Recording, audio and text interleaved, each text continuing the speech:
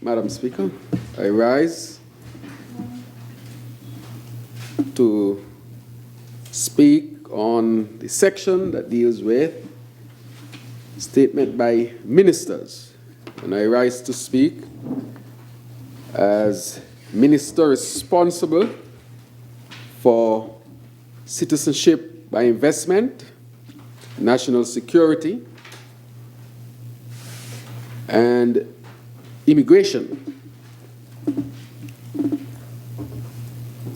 Madam Speaker, I wish to make a statement to the nation in my capacity as Prime Minister and Minister with responsibility of national security, immigration, and citizenship.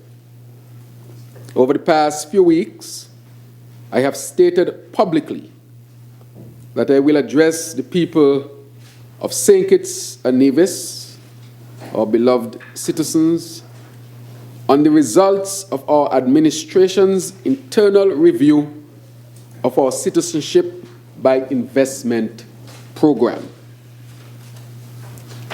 For those who may not be aware, our Constitution and Citizenship Act allow persons who invest substantially in our country to apply for the privilege to become a citizen. By law, since 1984, those applicants who successfully satisfy our due diligence requirements and invest substantially can be issued a certificate of registration as a citizen and thereafter a St. Kitts and Nevis passport. Our Citizenship by Investment Program, also known as CBI, is now 40 years old. Let me state clearly, Madam Speaker, that after an investment of a substantial amount and a satisfied, vigorous due diligence process, then that person can apply for citizenship and through another process be deemed qualified to receive such, and then can apply for a St. Kitts Nevis passport. I wanted to make that clear. And that law has been in place since 1984, most likely less than a year after our independence of 1983. Since taking office on August 6th, 2022, one of our first priorities and my priorities as Minister responsible for immigration and citizenship, national security, as exposed before, was to dig deep into the operations of our CBI unit, which I had been informed prior to taking office needed some significant attention. Despite those warnings, I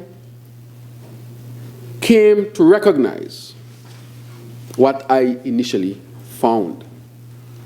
And what I found prompted me to immediately and urgently, within my first few days in office, to commission a comprehensive review of the CBI regulations and ask for the important CBI data so that I could report comprehensively to our citizens who deserve to have this information, our citizens home and abroad, what I had found and why we had acted so swiftly to save the CBI program. Now is the time that report of what was happening and what we did to save the CBI program and what we intended to do to make our CBI program sustainable. I will tell you how many issuances of passports that we had, how many economic citizens we have, how much cash revenue, which is normally reported in the annual budget or appropriation bill,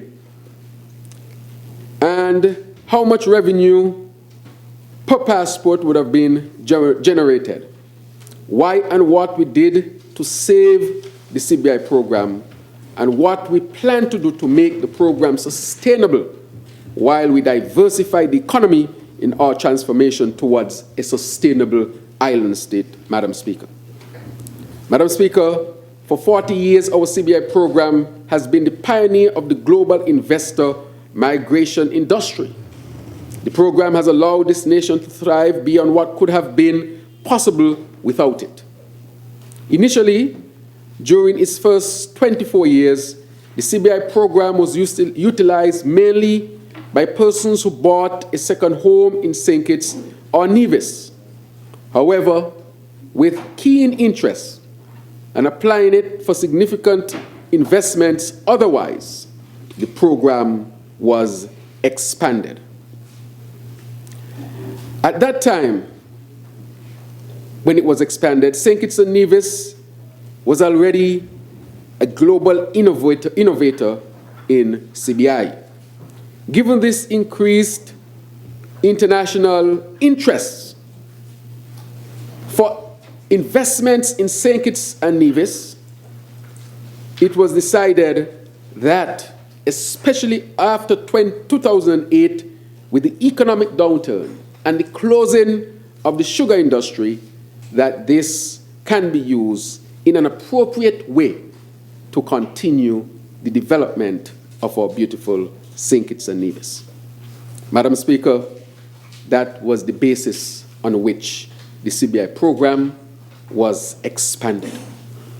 But since we took office over 19 months ago, or just about, this St. Kitts Labour Party administration has been working tirelessly to build this nation to become competitive globally. And as such, we are resolute on strengthening and improving our CBI program for enhanced sustainability within the framework of integrity. Madam Speaker, might I remind our citizens and this honorable House that it was this administration and this team that gave teeth to integrity in public life legislation. Madam Speaker, before that, nothing was done. It was just pure lip service, Madam Speaker. All of this has to be premised on a framework of integrity. Otherwise, it would not work. So between 2008 and 2015, the then St. Kitts Labour Party administration, led by the Honourable Dr.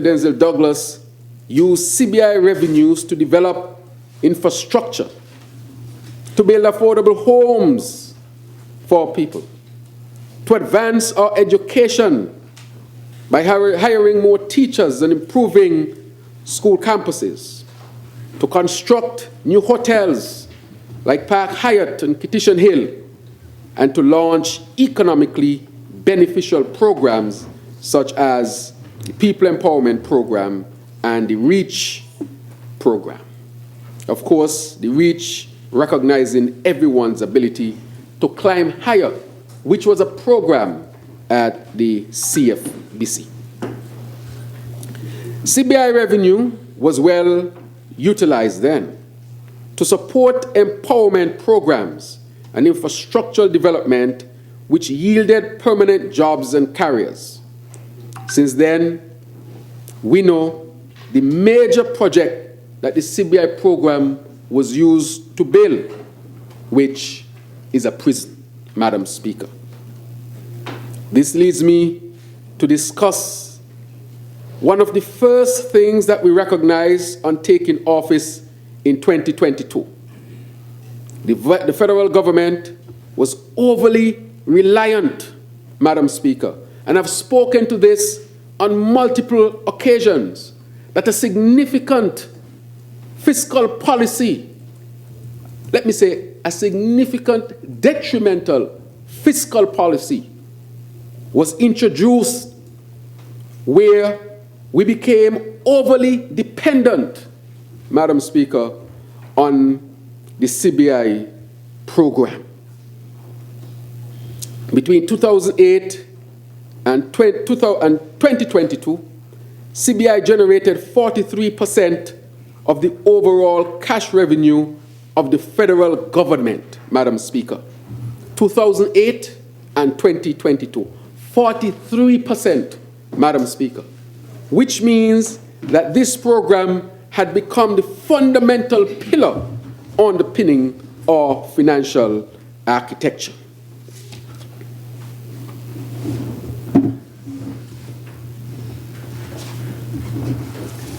Madam Speaker, between that time, we were able to raise 5.678 billion EC dollars in revenue at an average roughly of 378 million EC dollars per year. This is known.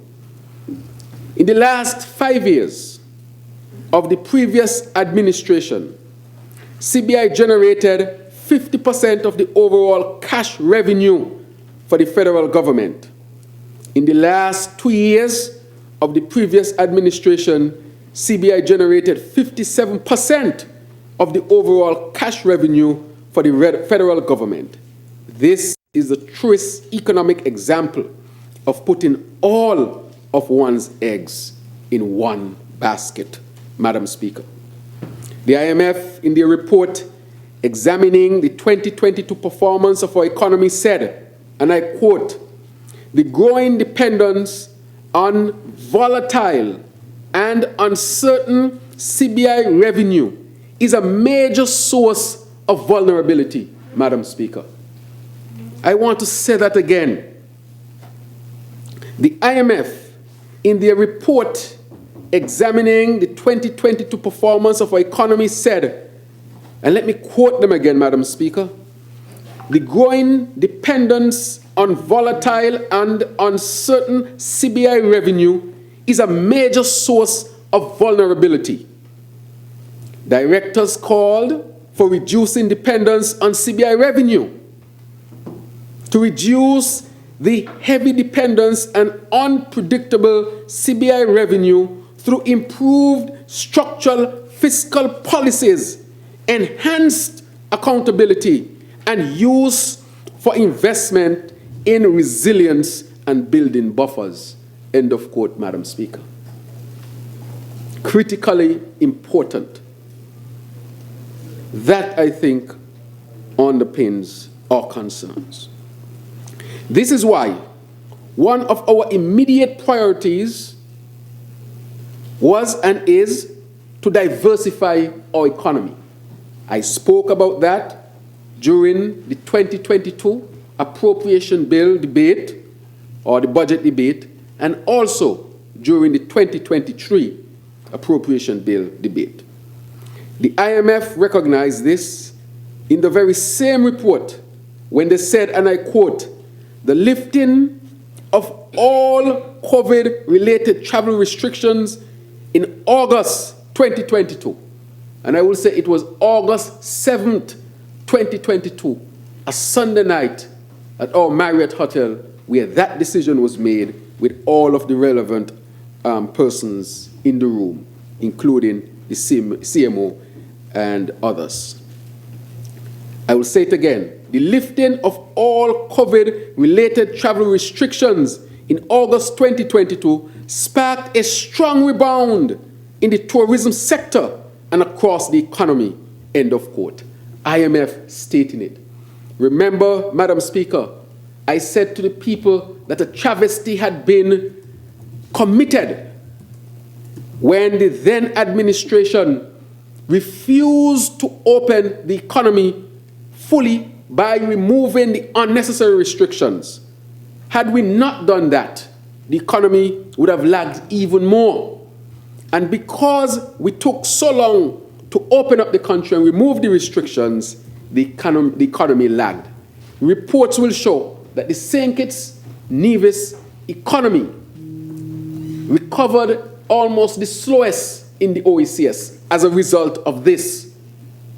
All of the other countries had removed their restrictions and they were open for business to the point where some countries had higher numbers in terms of their tourism numbers than even 2019, Madam Speaker. However, St. Kitts and Nevis lagged because the previous administration refused to open up the country, and we are still feeling some of the effect from that. Had the economy been opened up as others, or at the same time as others, we would have recovered since by the end of 2023.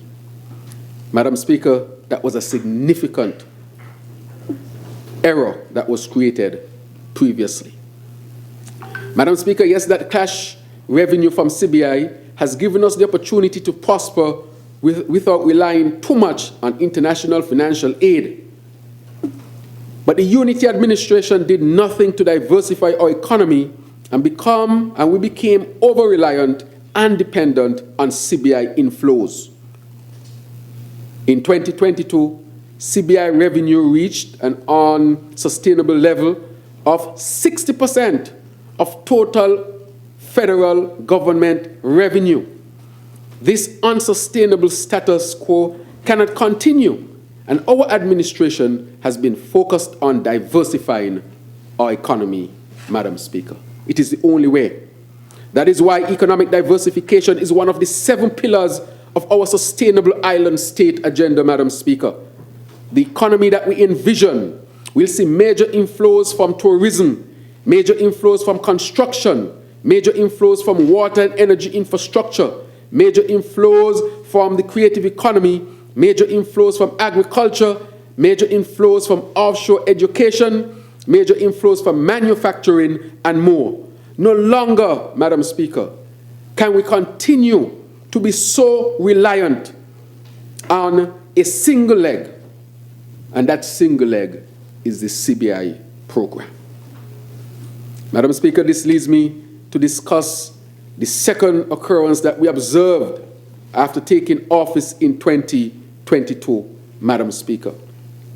And really, that we are going to deal with, and I've been asked multiple times about the numbers, Madam Speaker. What are the numbers? And we had to do an in-depth analysis and deep dive to get into the numbers, which we are still seeking to do, Madam Speaker.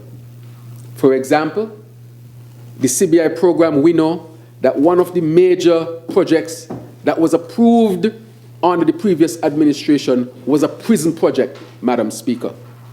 A prison was approved. And 5,500 citizenships,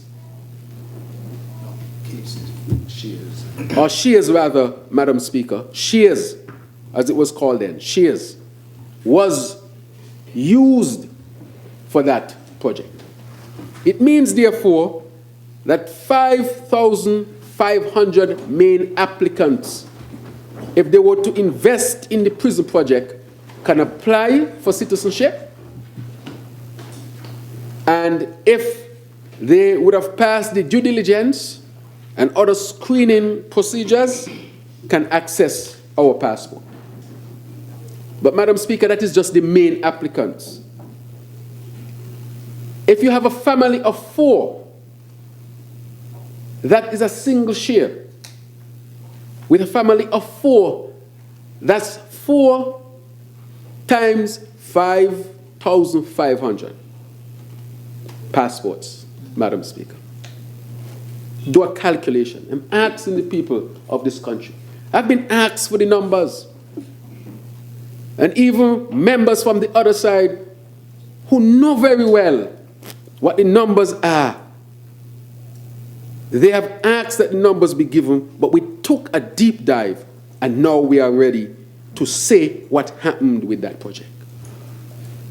So if you were to multiply 5,500 by 4, and the mathematicians are here, I am sure you'll get well over what?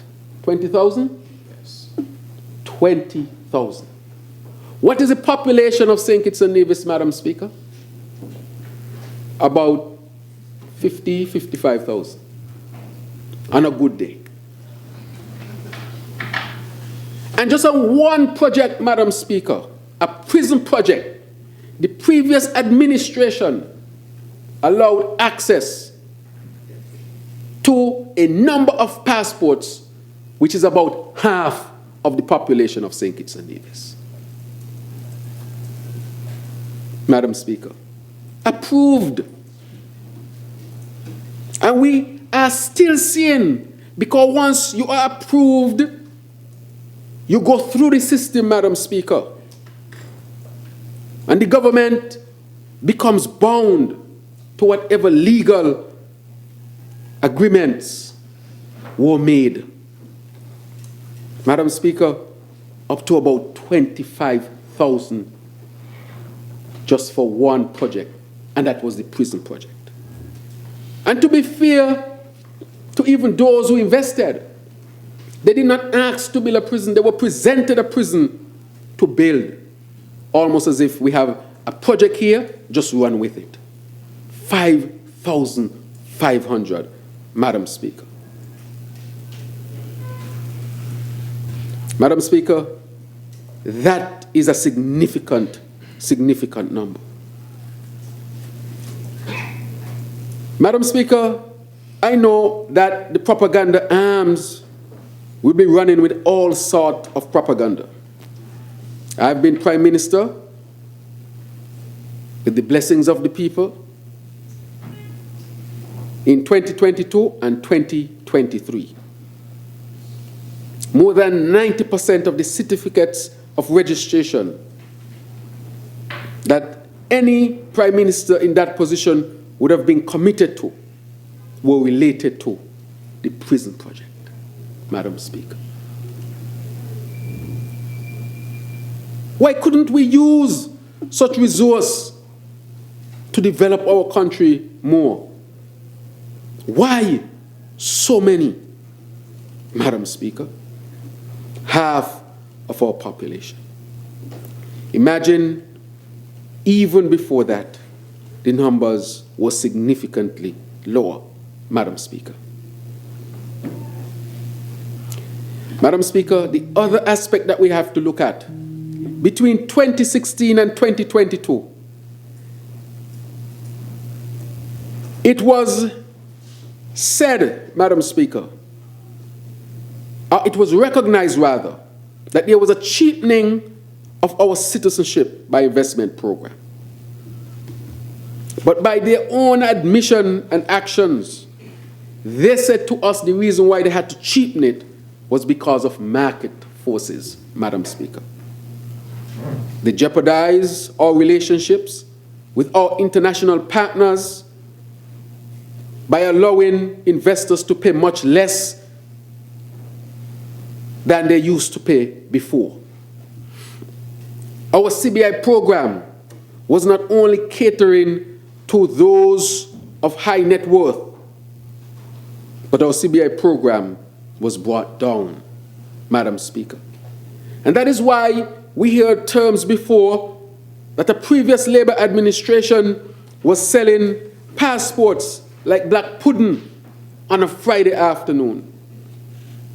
But Madam Speaker, during that time, the average that an investor had to invest, and I will get to that number later on, Madam Speaker, was much more than they had to invest on especially that prison project. That was like selling it like sugar cake from a tray on 4th Street, Madam Speaker. And they asked for numbers. But the people have a right to ask, but they know. And when they were asked to report to the people, they said it's an industry secret, Madam Speaker. An industry secret or state secret, kept it away from the people, calling it a state secret, Madam Speaker. And I've been asked over and over to present, but I've said to the people that I would have to do a deep dive so that when I come to the people, I come authentic and with good information, which is happening today. Our international partners, Madam Speaker, became aware of this practice, of this underselling, when they saw more and more persons showing up to their shores with St. Kitts and Nevis passports. Madam Speaker, this, of course, required quick action. It is because of this type of program that was unnecessary to do. Actions by the previous administration and the minister's responsibility that allow an exponential increase over the last 3 to 4 years in the number of persons being issued economic citizenships and passports.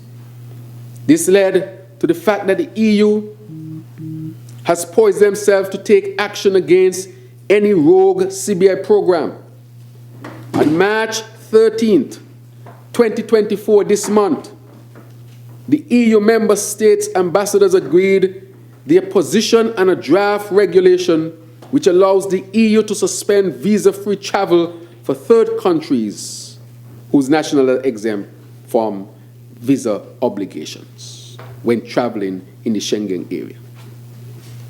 Madam Speaker, it is because of those reckless actions of the previous administration that the Financial Task Force, FATF, and the Organization for Economic Cooperation and Development issued a joint report in November 2023 titled Misuse of Citizenship and Residency by Investment Programs, in which they examine all sorts of financial things that can take place. But Madam Speaker, we took measures to make sure that we protect our international partners.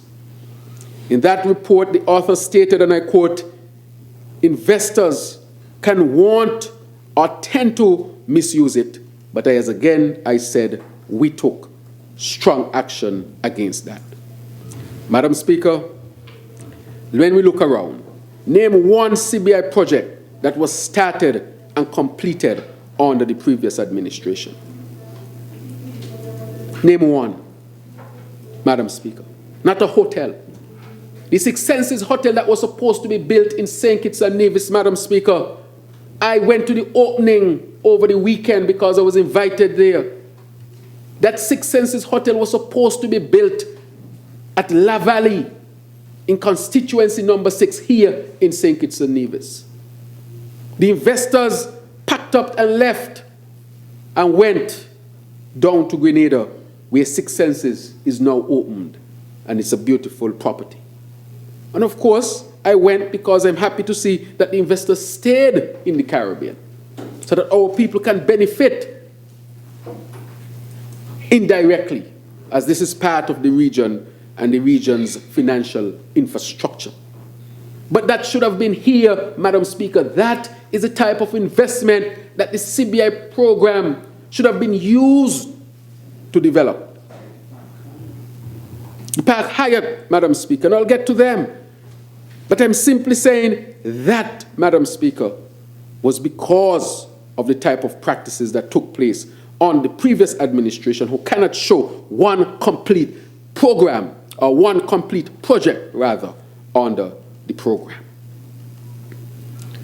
Madam Speaker, I say this without hesitation because it is a stone cold truth. It is only because of swift and comprehensive actions of the St. Kitts and Nevis Labour Party administration that we still have a CBI program in 2024. Madam Speaker, this was one of the quickest action that we took, and I kept saying one of the greatest challenges that I have as the Prime Minister, that we have as an administration, was the CBI program. Back then it was not so obvious, but I could see where we were coming from and where we were heading. We had to take significant, quick action to protect the integrity of St. Kitts and Nevis, to protect our citizenship, to protect our passport, and to engender confidence in our international partners that St. Kitts and Nevis is a responsible country, a country that is now premised on good governance and not to be run again like a banana republic. Madam Speaker, it's because they lack integrity and good governance laws why these type of things took place. Madam Speaker, As I've said, it is only because of swift and comprehensive actions of the St. Kitts Nevis Labour Party administration that we can still travel to the UK without a visa, Madam Speaker. That was heavily under threat. We saw what took place with another OECS country as they lost their visa waiver privilege with the UK. Madam Speaker, it is only because of swift and comprehensive actions of this St. Kitts Nevis Labour Party administration that we can still travel to the EU member states without a visa, Madam Speaker. Quick action. We engaged the EU. We engaged the ambassador. We went to Brussels and met with the relevant persons from the EU Parliament to put before them our case as a country and to show that we are a responsible country and that we are now premised on the foundation of good governance and integrity in public life.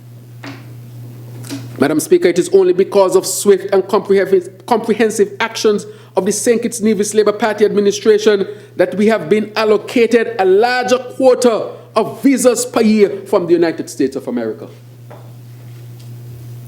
Madam Speaker, more and more Kittitians and Nevisians, when they apply for a visa to go to the US, the percentage of successful applicants, that percentage has gone up significantly, Madam Speaker. And it's because we are saying to the world that St. Kitts and Nevis is no longer a banana republic, but is premised on the foundation of good governance and integrity in public life, Madam Speaker. These things have far-reaching, positive outcomes if they are truly practiced, Madam Speaker. Not just by words, but by deeds. And we can't fool people. People know if you are serious or you're not serious, Madam Speaker. That is why if any person who is supposed to register with the Integrity Commission does not register, the DPP would act. People around the Caribbean were shocked when they saw the DPP say, well, if you don't comply, I, as the DPP, will have to apply the law. I can't interfere with that. Because if I don't do what I'm supposed to do, I too can be taken to the court, Madam Speaker. Because we are serious. Never before had that happened in a Caribbean country like that. We have the highest compliance, which is 99 to 100%, to the point where St. Kitts and Nevis was the center of a major Caribbean debate as to what it means to have a country premised on strong laws of integrity in public life and good governance.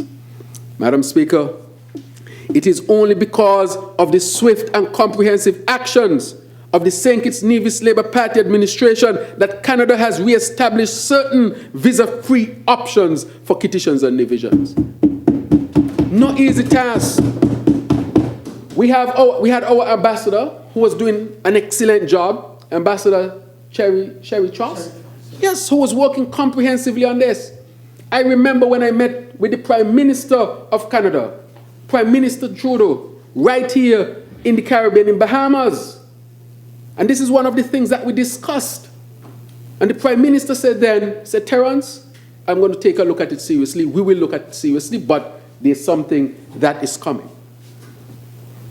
I had been arguing that St. Kitts and Nevis is a good functioning country and should be given any privileges that are, of course, extended to any other country. And then we got the good news that St. Kitts now has improved visa-free options with Canada. Madam Speaker, why am I going through this? To show you that because of quick action, we were able to get St. Kitts and Nevis back on a good path. Madam Speaker, what we met in August of 2022 was the controversial Harris Prison Project, thousands of outstanding applications overwhelming the CBI unit, and the low cost of citizenship for St. Kitts and Nevis, all of which were going to result in the end of our good name in the international community. So, Madam Speaker, when people are saying that we acted quickly and it somewhat affected the CBI program, what it did is that it strengthened the CBI program, because we wanted to get away from this type of system that was operating, Madam Speaker, to make sure that St. Kitts and Nevis demonstrates that it's a responsible country, premise on the principles of good governance and integrity in public life. In truth, had they continued, Madam Speaker, our international migration standing would have been compromised. The sole purpose was on maximizing profits at any cost. At any cost. And a lot of that profit, Madam Speaker, we will have to examine. Madam Speaker, the dignity and integrity of our country is most important. That is why we were compelled to act decisively and swiftly. We bolstered our legislative and administrative frameworks right in here, well, with our SRNO, most importantly, to curtail any underselling,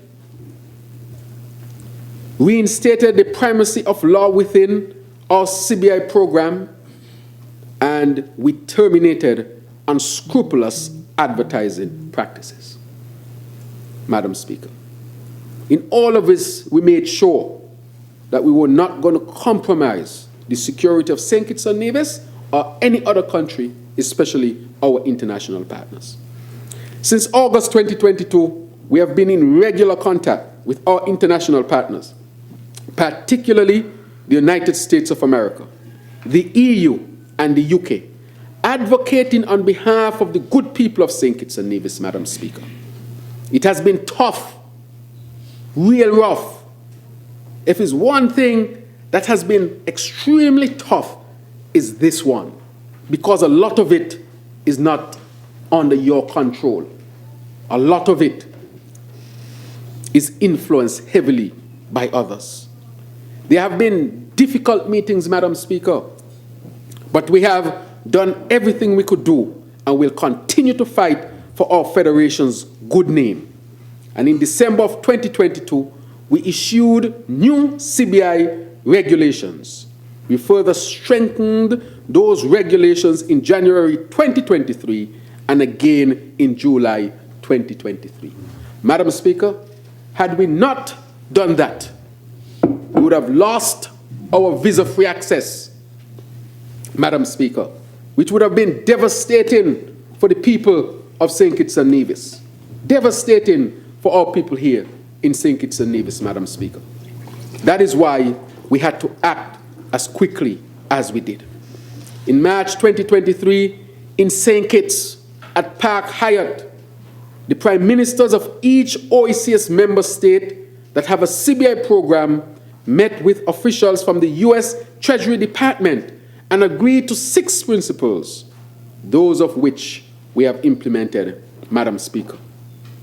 By July 2023, less than a year into our administration's tenure, the minimum investment option of the St. Kitts and Nevis CBI program was increased to US $250,000, dealing with the issue of underselling. And numerous other good governance structures were introduced to our CBI program. These measures have been commended by our international partners and CBI stakeholders of goodwill.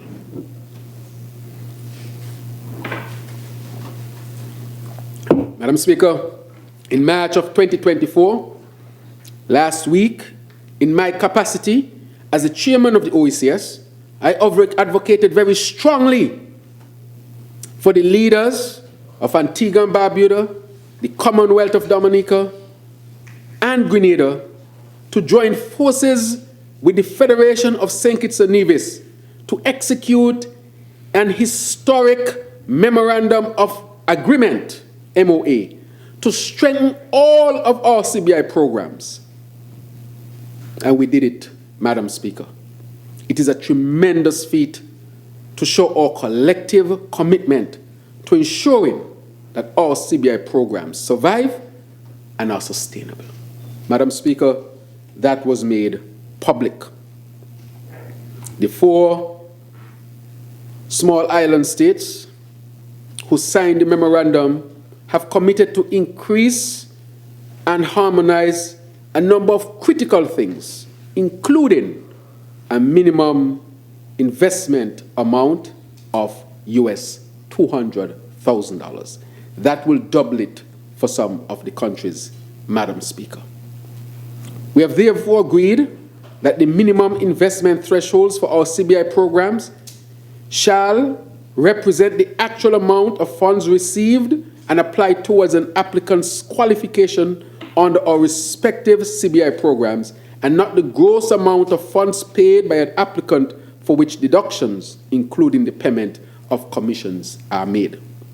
And therefore, I take this opportunity, Madam Speaker, to commend my fellow Prime Ministers and leaders in the region for recognizing that the CBI programs are too important to our respective economies to act irresponsibly in their operations. This move will show the world that our four nations are responsible and serious about operating investment migration programs that respect the rule of law, are sustainable, and do not offend the interests of our brothers and sisters in the international community. This was a tremendous achievement, Madam Speaker. And this leads me to discuss the future of the CBI. The Citizenship by Investment Unit Bill 2024, which will get its first reading today, is meant to bring more transparency and accountability to the operations of our CIU. The current CIU operates as a department within the Ministry of National Security, Immigration and Citizenship, with financial oversight by the Prime Minister's Office. Operations of the CIU are therefore funded by funds appropriated in the annual estimates. However, we agree with the recommendation contained in the 2023 FATF and OECD report that I referred to earlier, that CBI jurisdictions should consider designating a specific specialist government agency, state, corporation, or specialist operational unit that holds the end-to-end responsibility of the safe day-to-day operation of an investment migration program and which is subject to effective oversight. This is a natural professionalization evolution of a 40-year-old program, Madam Speaker. There is a need for the CIU to have independent professional management, operations, and high-performing staff. There's a need for the CIU to become a body corporate with an even more robust board of governors who report to the minister with responsibility for citizenship. Success stories in this model have been the St. Kitts Nevis Tourism Authority and SCASPA, Madam Speaker, and therefore this type of arrangement is not new to us. The bill also allows the CIU to collect money to manage its own affairs through the relevant administrative fees, while the bulk of the CBI revenue is still paid into the Consolidated Fund for Management by the Federal Ministry of Finance.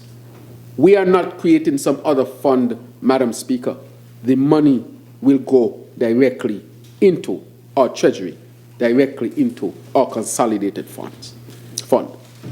We believe this is a sensible approach in taking our CBI program to the next level and making it sustainable, and therefore encourage all citizens to read the bill for themselves before we debate it in the coming weeks. And the bill that will be tabled for the first time today in Parliament will be circulated so that we can have national input.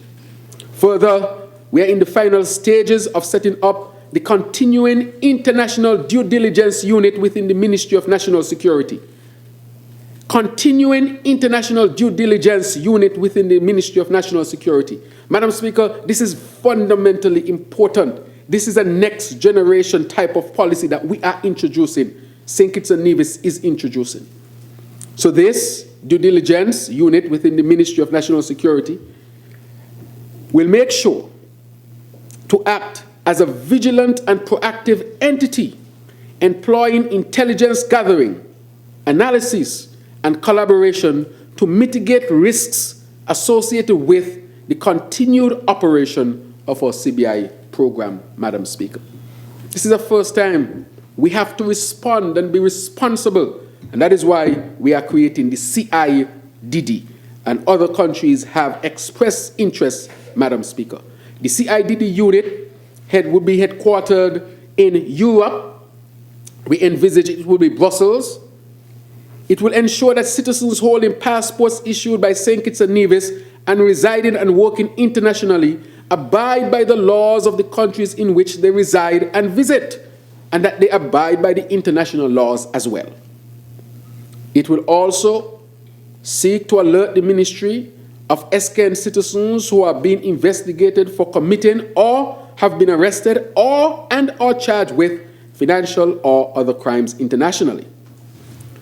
Release number 3, release with and report to international law enforcement, anti-money laundering and anti-terrorist financing agencies within SKN citizens, when SKN citizens are being investigated for committing or have been arrested and or charged with financial or other crimes internationally. Number 4, retrieve passports, Madam Speaker, issued by St. Kitts and Nevis, which have been cancelled by the Minister pursuant to Passports and Travel Documents Act. It means if you're in Europe and your passport is to be retrieved, we will have somebody there to retrieve it. And lastly, create policies to mitigate and address any risks associated with St. Kitts and Nevis citizens who obtain their citizenship via our CBI program. We are a responsible nation, Madam Speaker. And in conclusion, Madam Speaker, I must state that St. Kitts and Nevis of 40 years ago is certainly not the St. Kitts and Nevis of today, thanks in part to our Citizenship by Investment program. While the program has played a role in achieving these successes, it has not come without scrutiny, criticism, and factors to be improved. The vision to use CBI to attract international investment was both bold and creative, but we must admit that over the years, we must advance the program to deal with the changes that we are seeing throughout the world. Madam Speaker, the program has not been mutually beneficial for all stakeholders, Madam Speaker, especially our people, who should always be the first beneficiaries of such programs. And that is why, Madam Speaker, we announced during the last campaign that when it is feasible to do, we will give CBI dividends to our people directly, Madam Speaker.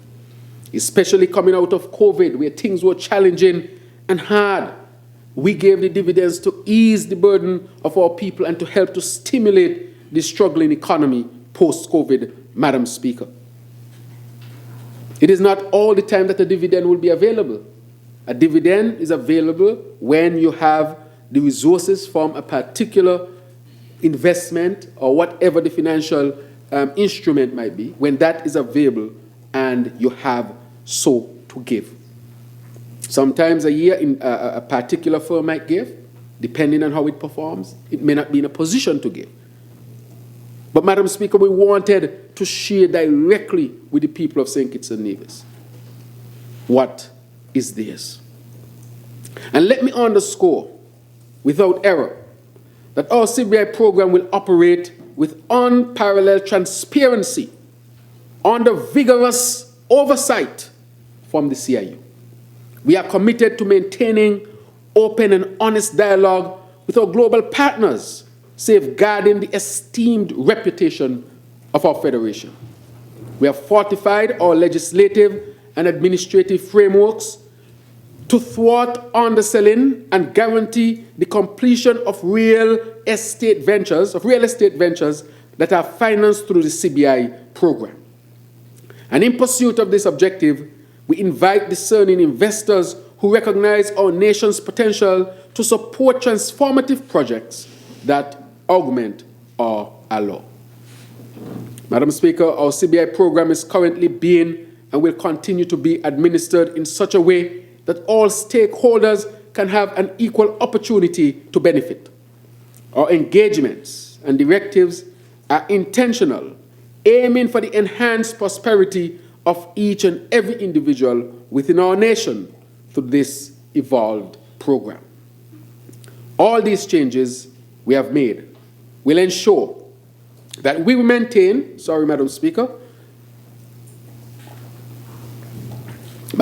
all these changes we have made will ensure that we maintain a progressive program and cement St. Kitts and Nevis's place as a leader in the CBI industry.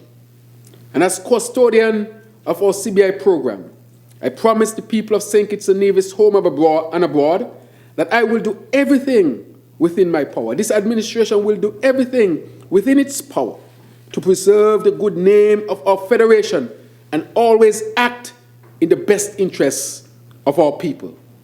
That is my word, and I've kept my word thus far, through thick and thin, Madam Speaker. That is why I had to act quickly. That is why this administration had to act quickly. That is why we had to act quickly and swiftly and decisively, Madam Speaker. Those actions thus far have saved our program and our good name. The results speak for themselves.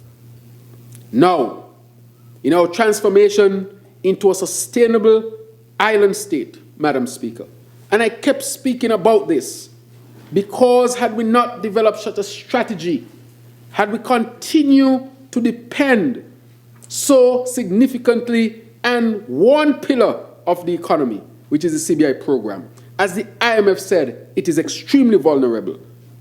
It means our future would be bleak, Madam Speaker. And so CBI, in the sustainable island state model, will be just one of the elements of our economic development in a diversified economy. Madam Speaker, I want to say to the people of St. Kitts and Nevis that it is critical that we diversify and transform. It is critical that we lead towards our sustainable island state. With that, Madam Speaker, I would say that this administration has acted very responsibly in a competent way for the benefit of all. Thank you, Madam Speaker, and may it please you.